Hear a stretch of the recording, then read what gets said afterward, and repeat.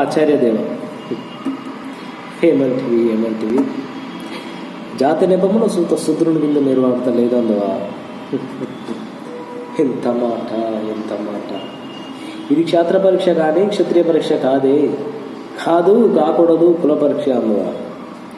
నీ తండ్రి భరద్వాజుడు జనం వంటిది, ఆదిత్య పుస్తకారమైన నీ సంబంధం వంటిది.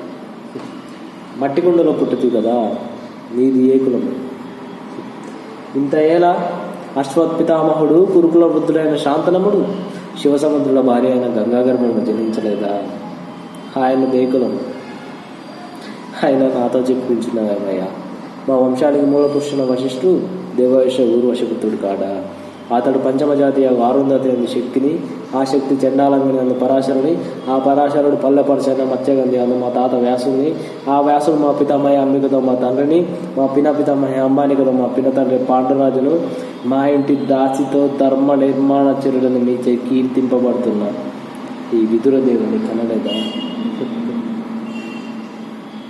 సందర్భానుసారంలో బట్టి క్షేత్ర బీజ ప్రావీణ్యంతో సంక్రమైన మా కురువంశము హేనాడు కులహీనమైనది కాగా నేడు కులము అని వ్యర్థవాదం ఎందులకు.